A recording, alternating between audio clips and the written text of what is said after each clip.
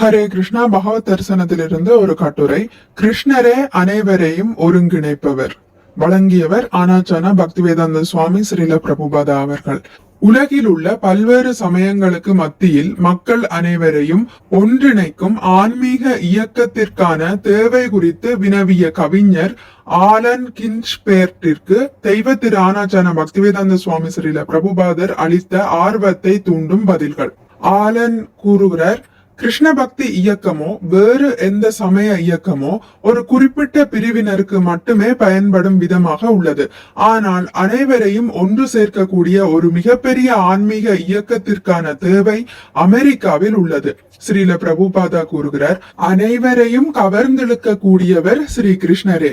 நான் ஏன் கிருஷ்ணரை ஏற்க வேண்டும் என்று நீங்கள் வினவலாம். ஏன் ஏற்க கூடாது என்பதே எனது பதிலாகும். அனைவரையும் ஒன்றிணைக்கும் சக்தியை பெற்றவர் யார் என்னும் வினா எழும்போது கிருஷ்ணர் மட்டுமே அதற்கு பதிலாக அமைகிறார்.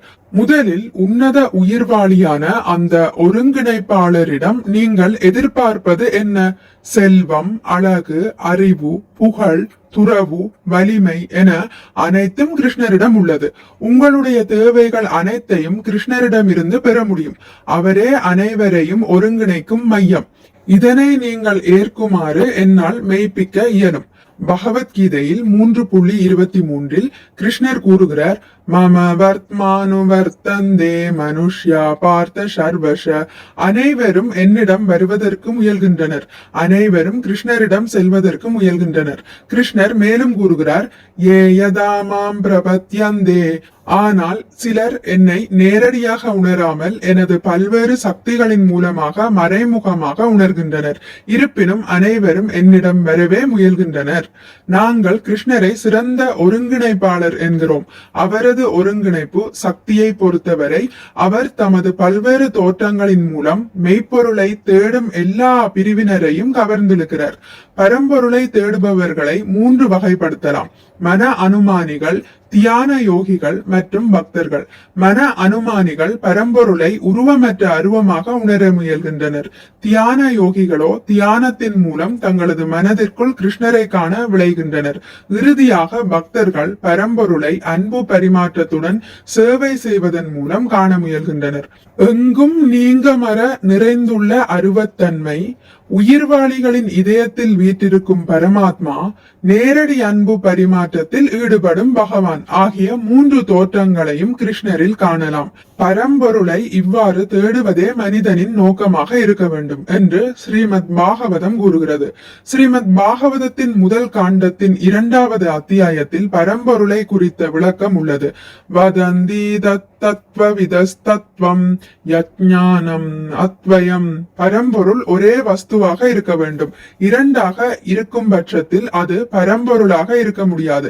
எனவே பரம்பொருளை பற்றிய ஞானமும் ஒன்றுதான். பரம்பொருளின் தத்துவத்தை அறிந்தவர்கள் பரம்பொருள் ஒன்றே என்று உறுதி செய்வதாக இந்த ஸ்லோகம் கூறுகிறது. ஆயினும் அந்த பரம்பொருள் 3 நிலைகளில் உணரப்படுகிறது. பிரக்மேதி பரமாத்மேதி பகவான் இதி சப்த்யதே. பிரம்மன் என்பது பரம்பொருள் ஜோதி ரூபமாக எங்கும் நீக்கமற நிறைந்துள்ள அருவத்தன்மையை குறிக்கிறது. பரமாத்மா என்பது தனிப்பட்ட உயிர்வாளியின் இதயத்தினுள் வீட்டிருக்கும் தன்மையை குறிக்கிறது. பகவான் என்பது பரம்பொருளின் ரூபத்தை குறிக்கிறது. இவ்வாறாக பரம்பொருளை நம்மால் பல நிலைகளில் உணர முடியும். எடுத்துக்காட்டாக சூரியனை நாம் பல நிலைகளில் உணர்கிறோம். முதல் நிலையில் ஆகாயம் முழுவதும் வியாபித்திருக்கும் அருவமான பிரகாசமாக உணர்கிறோம். ஆயினும் சூரிய கோளத்திலிருந்தே சூரிய ஒளி வருவதால் சூரிய ஒளியை விட சூரிய கோளமே முக்கியத்துவம் வாய்ந்தது என்பதை அனைவரும் புரிந்து கொள்வர். உங்களால் ஒருவேளை விஞ்ஞானத்தின் உதவியை கொண்டு சூரிய கோளத்தினுள் செல்ல முடிந்தால் அங்கே நீங்கள் சூரிய தேவனை காணலாம்.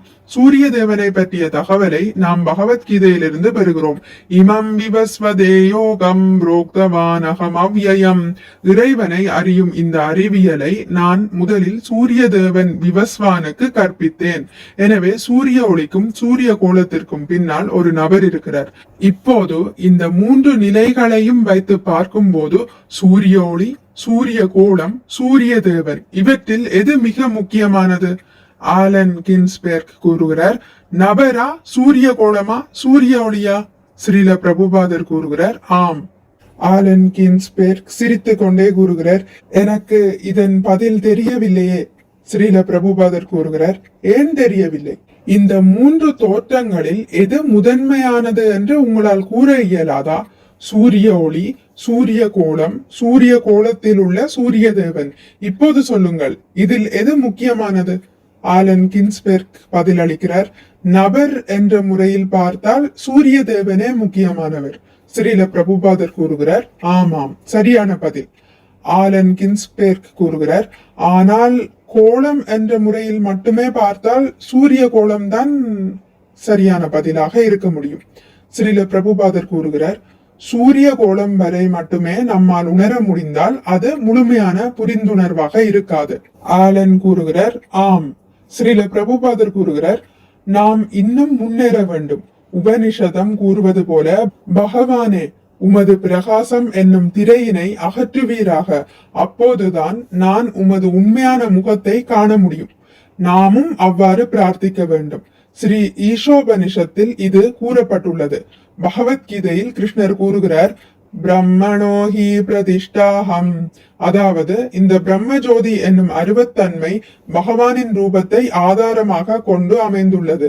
பிரம்ம சம்ஹிதையில் 5.40 கூறப்பட்டுள்ளது, யஷ்ய பிரபா பிரபவதோ ஜகத் அண்ட கோடி கோடீஸ்வசேஷ வசுதாதி விபூதி பின்னம் தத் பிரம்ம நிஷ்கலம் அனந்தம் அசேஷ பூதம் கோவிந்தம் ஆதி புருஷம் தமஹம் பஜாமி. ஆதி புருஷரான கோவிந்தரை நான் வணங்குகிறேன்.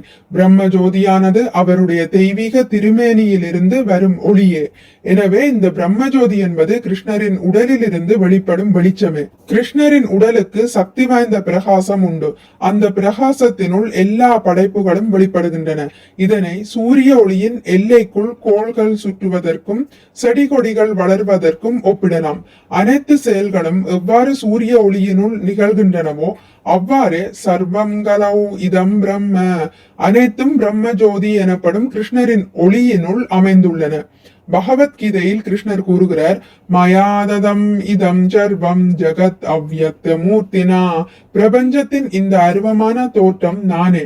மத்ஸ்தானி சர்வ பூதானி ந சாஹம் தேஷ்வவஸ்திதஹ, வாழும் அனைத்தும் என்னில் உள்ளன, ஆனால் இருந்தும் நான் அவற்றில் நேரடியாக இல்லை. இவ்வாறு கிருஷ்ணர் கூறுகிறார். எனவே நாம் புத்தி கூர்மையுடன் அனைத்தையும் கற்றறிய வேண்டும். இந்த உயர்ந்த அறிவியலை பயின்று முழு உலகிற்கும் எடுத்துரைக்க சில புத்திசாலி அமெரிக்கர்கள் எனக்கு தேவை. அதன் பிறகு அனைத்தும் வெற்றிகரமாக அமையும். ஆகவே கிருஷ்ணரை 3 விதமாக உணரலாம்.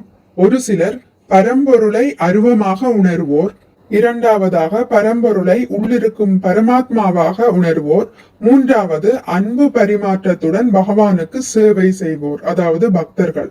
முதலாவது கிருஷ்ணரை ஒரு ஒளியாக சக்தியாக உணர்வோர், இரண்டாவது இதயத்தில் இருக்கும் பரமாத்மாவாக உணர்வோர், மூன்றாவது கடவுளாக உணர்வோர். இதில் பக்தர்கள் உணரும் விதம் மிகவும் உயர்ந்த நிலையை குறிக்கிறது. ஆகவே நாங்களும் கிருஷ்ணரை ஒரு நபராக, அவரை கடவுளாக ஏற்று உயர்ந்த பக்தர்களோடு சங்கம் கொண்டு கிருஷ்ண உணர்வில் முன்னேறுவோமாக. நித்தியமான ஆன்மீக வாழ்க்கையை வாழ முயற்சிப்போமாக. மிக்க நன்றி. ஹரே கிருஷ்ணா. உங்களுக்கு இந்த வீடியோ பிடித்திருந்தால் லைக் பண்ணுங்கள், ஷேர் பண்ணுங்கள், சப்ஸ்கிரைப் பண்ணுங்கள். நோட்டிபிகேஷன் பெல்லை அழுத்துவதன் மூலம் அடுத்த பதிவுகள் உங்களை வந்தடையும். பகவான் ஸ்ரீ கிருஷ்ணரை பற்றி கேட்டு மகிழ்வோம். ஹரே கிருஷ்ணா.